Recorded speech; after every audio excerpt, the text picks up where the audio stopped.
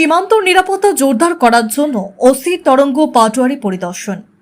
বদরপুর থানার আওতাধীন আন্তর্জাতিক সীমান্তে বিএসএফ এর সাথে যৌথভাবে এলাকা নিয়ন্ত্রণ ও টহল কার্যক্রম পরিচালনা করেন বদরপুর থানার ওসি তরঙ্গ পাটোয়ারি।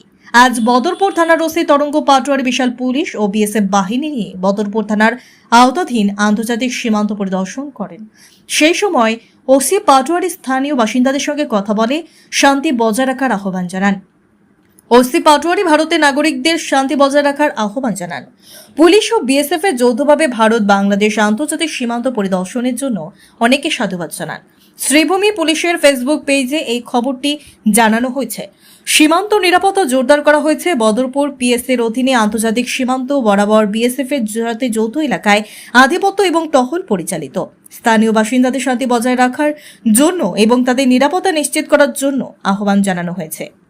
সতর্কতা, নিরাপত্তা এবং জন আস্থা পুলিশের অগ্রাধিকার।